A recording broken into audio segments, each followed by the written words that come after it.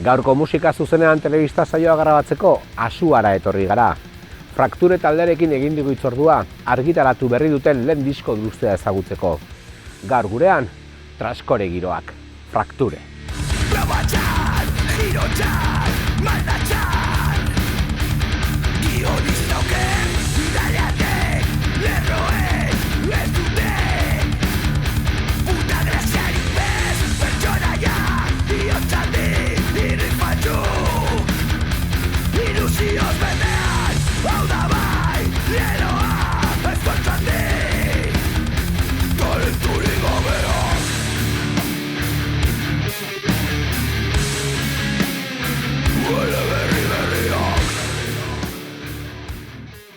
Musika estenako Zakur Zaharrek osatu zuten Frakture taldea 2019 urtean. Taldea sortu zen 19an, azaroan edo, Ruben eta biok sortu genuen, eta gero demo bat grabatu genuen, eta aurten diska berri bat.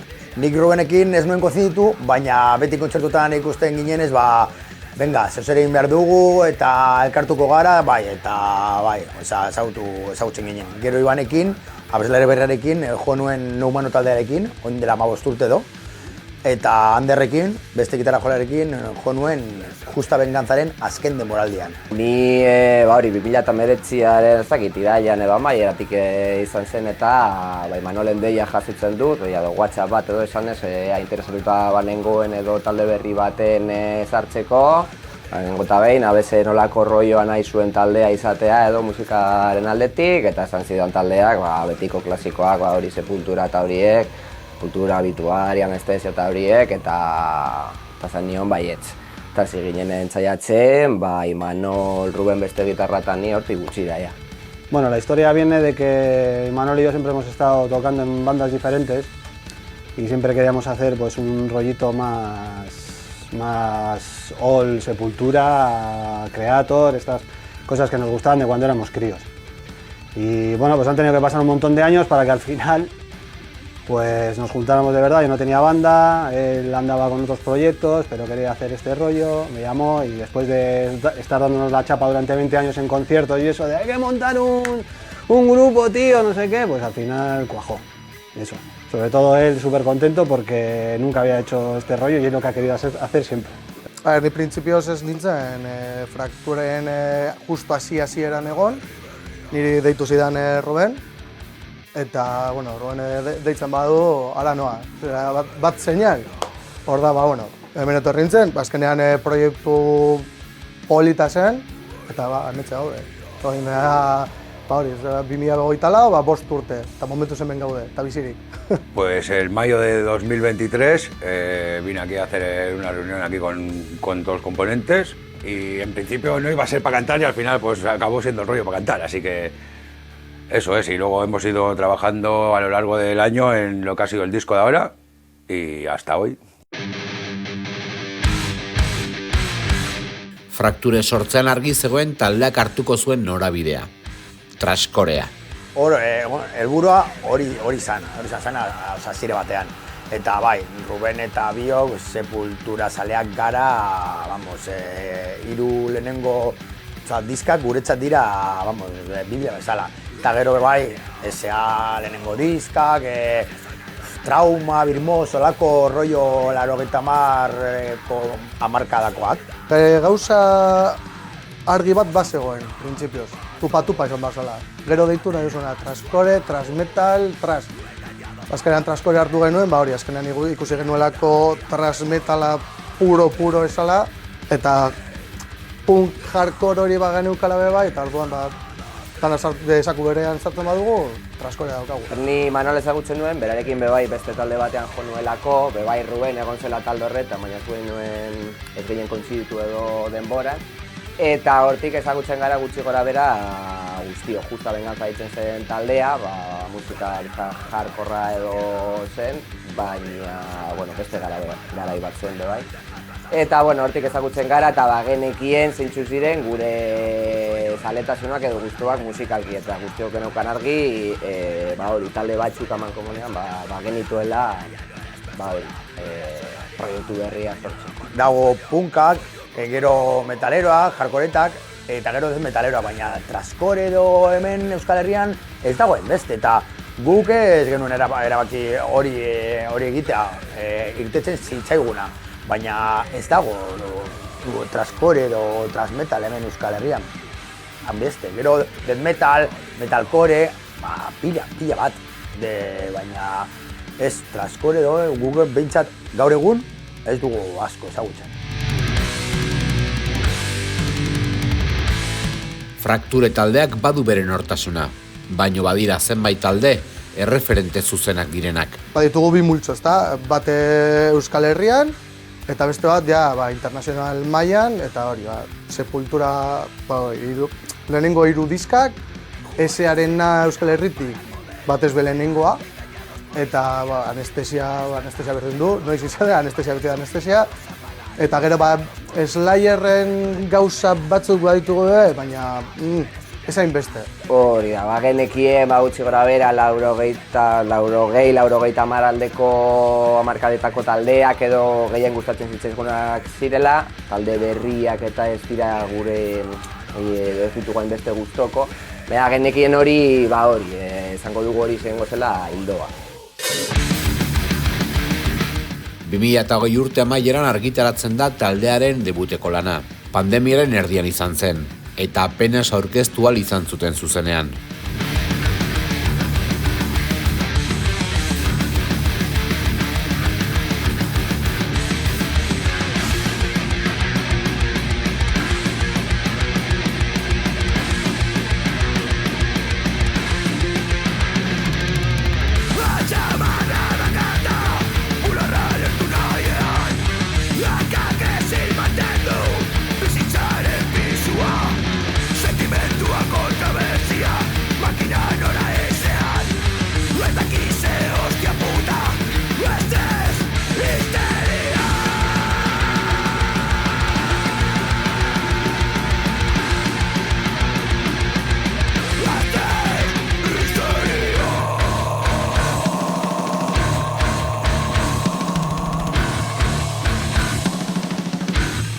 Bai, hori da, 2020an egin nuen demoa, eta hortik aurrera hasi ginen kontzertuak ematen, hasiera batean Euskal Herritik, eta gero kanpora joan ginen. Galiziara, Asturiasera, eta hortik. Demoa abeslari batekin egin genuen, eta gero diska beste abeslariarekin egin genuen. Justo izan genuen handicapa taldea egin eta hortik gutxira pandemia etorri zela eta grabatu genuen maketa hori. Hasieran ez genuen hainbeste kontzertu jo, justo maketa horrekin edo pandemia garaia izan zelako eta ez zen batera erreza jotzea eta zen guztia pizkaten stand-by, kontzertu batzuk baina gutxi. Taldearen lehen disko luzeak 12 kantu biltzen ditu. Horietako 4 lehen demoan agertzen ziren ere. Grabaketa berrian kantuak hazi egin dira, eta abeslari berriaren ahotsak beste indar bat eman die kantuei. Diska berrian badago demuko gauzak, baina oin abeslari berriarekin amoldatuta. Abotsa, sartzen, koroak, oiuak eta hori. Eta nik uste dut oin hobeto geratzen direla.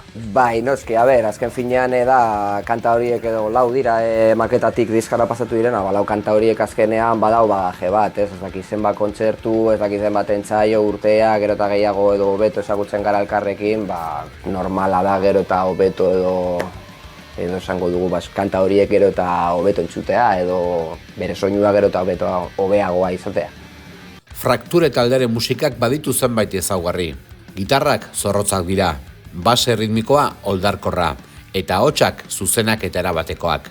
La verdad es que ese rollo le hemos dedicado bastante tiempo a buscar un poco el sonido y hicimos una cosa como equilibrada. Al final los equipos que tenemos son bastante diferentes, entonces él suena un poco más agudo, yo sueno un poco más guarreras, con mucha ganancia y eso, y hemos conseguido un equilibrio. Decidimos sacrificar una guitarra que suene un poco más aguda y la otra que le dé un poco más cuerpo. Guk grabatu genituen bere garaian bi demo eta disko hau. Mantendu den gauza bakarra izan da bajoaren soinua. Hori niri oso argi neukan, bajoaren soinua nola joan barzan diskoan behintzat. igual gero kompositiboki ezain beste, baina soinua hori oso argi neukan. Argi geneukan edo, talde batzuk gustokoak bagenituen, azkenen finean hartzen dituzu horiek influentzia moduan. Eta joku horiek edo bi gitarrak eukitzea beti gauza berdinak jotzeko, ez dauka askotan zentzu handirik, ez? Bi badauz, bakoitza bere rol hartzea, biak egiten ditugu gure solilloak eta zera horiek, pizka bat, la guinda del pastel edo jartzeko kantei. Gure soinu azkenean oso gordina da, baina euki aldue bai rollo modernoagoa edo soinu modernoagoa gure nortasuna galdu gabe. Orduan gauza horiek biak batu ditugu eta ikusi dugunez oso ondo joan dela. Diferente manera igual de cantar los temas a la hora de las entonaciones o de las velocidades, cada uno tiene su punto al cantar.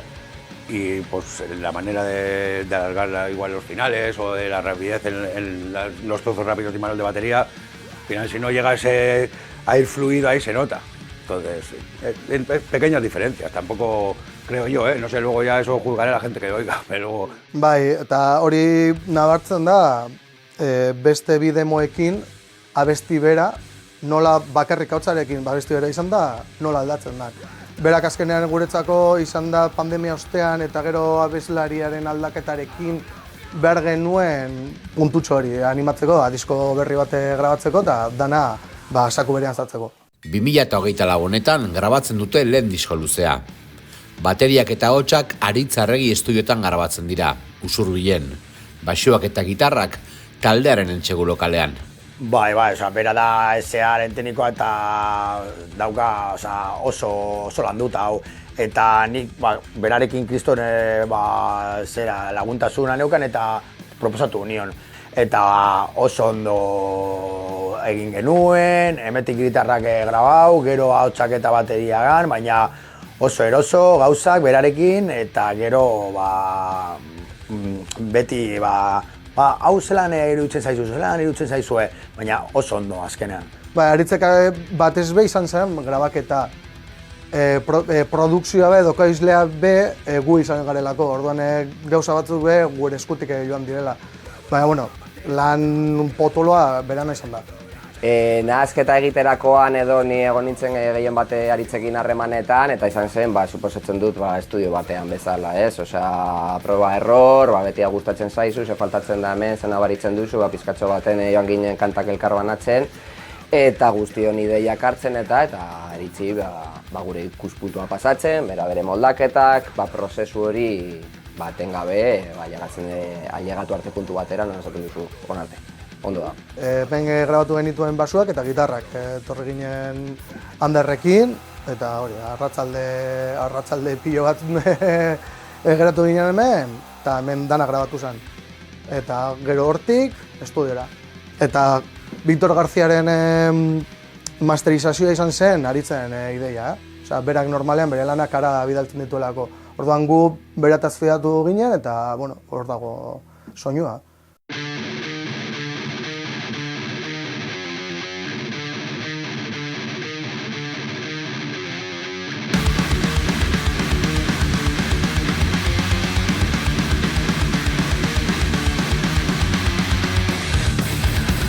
Autoekoizpen bidez argitaratu da disko berria, vinilo formatuan. Diseinua Cosmic Tentacles artistaren esku joan da. Viniloan atera dugu, diskoa autoekoizpena da eta hainbat zigiluekin atera dugu. Topatu genuen hori Cosmic Tentacles pagina Instagramen, esan genuen, zergatik ez dugu kontaktatzen tipo ni eta eskatzen diogu diseinuren bat, eta gustoko ditugu zentzurik como politika, baina como zientzia fikzioaren puntutxu hori edo, eta zakituztu letran egin nuela, baina zergoen pizka bat oinarrituta edo Stranger Thingsen villano batean, justo garaian edo idatzi zenean abesti hori zegoen villanoa serian edo. Eta pizka doa hori, sare sozialei buruz, mugikorrei buruz zelan, lapurtzen digute zera hori, ez? Denbora zoan pantailekin, azkenean gure nortasuna lapurtzen digute, pantailan dagoen nortasuna guregan bolkatzeko edo. Portaztua pizkatxo baten abestia. Frakture taldeak gai sozialak eta politikoak uztartzen ditu kantuen hitzetan. Letra zuzenak dira, erdibiderik gabekoak. Diskoan daude letrak soziopolitikoak eta igual beste batzuetan daude tema pertsonalak. Bai, gaur egun zuzenez bazara gauza batzuekin, azkenean ja musikak ez dauka zentzu askori. Orduan gure realitatea ikusten duguna egunero, orduan hori ukitu behar da. Ukitu behar da, gero eta jende gutxiago ukitzen duelako. Orduan importante eta garrantzia dauka gure musikan behintzat gauza seinalatzea eta argi esatea. Eta gero pertsonalki gau autorreferentzia, ezta? Gaur egun bizi ditugun gauzak, antzietateak eta orduan hori bebai hitz egin behar da. Hitz egin behar da, batzutan hitz egiten ez delako. Traskorea beti etorri da punk edo hardcore, baina traskore nazketa hori da. Eta orduan gu beti Nailbom eta Sepultura eta horien letrak beti horien letretan fijatu gara. Eta orduan musika da aldarrikatzeko, sistemaren kontra, eta orduan frogatu nahi baduzue, biniloan daukazue letra, eta ikusiko duzue emaitza.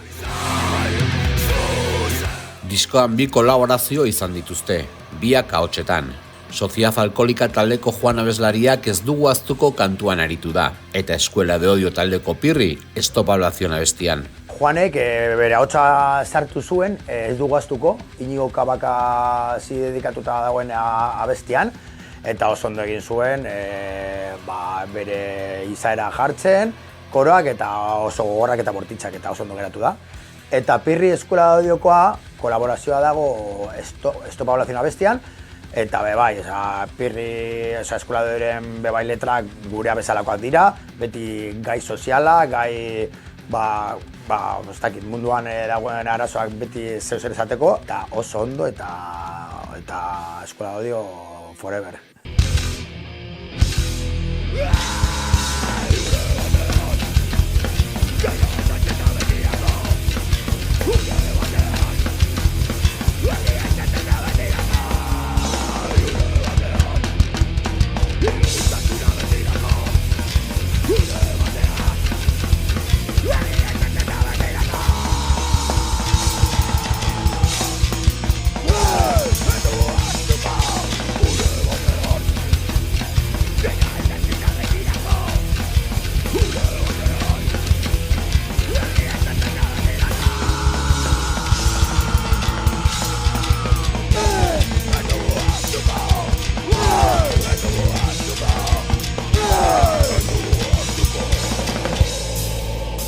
Diskoak disko taldekideek argi dute Fraktureren indargunea zuzeneko emanaldietan dagoela.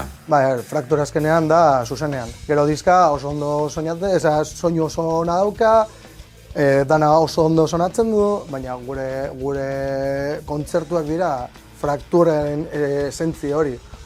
Zuzenean da Frakture euneko unean. Sí, bueno, al final eso ya es cuestión de carisma en el escenario. Hay gente que igual no, yo qué sé, yo salgo a disfrutar. Y si disfrutas es lo que tiene.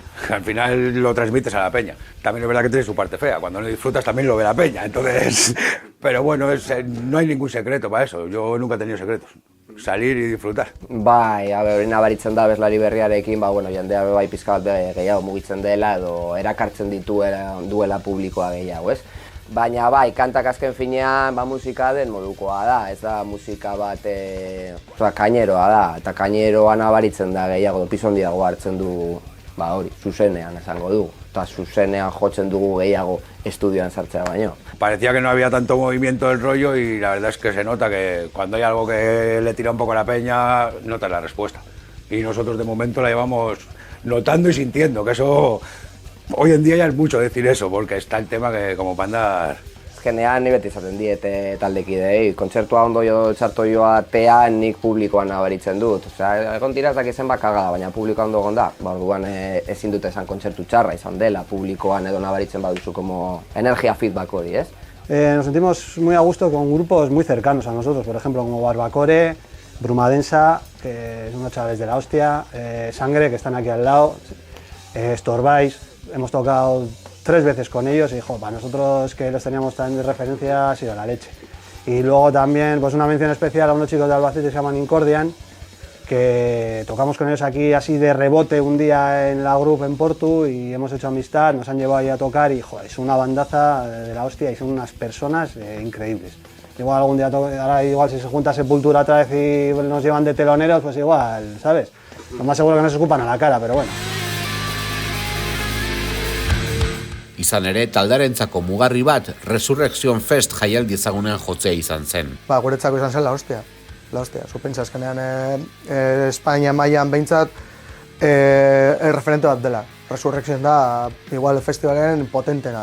Orduan gu aukera hori izatea guretzako izan zen oparirik onena. Orduan hori esaten duzunez, hori azkenean jotzen duzu etxean.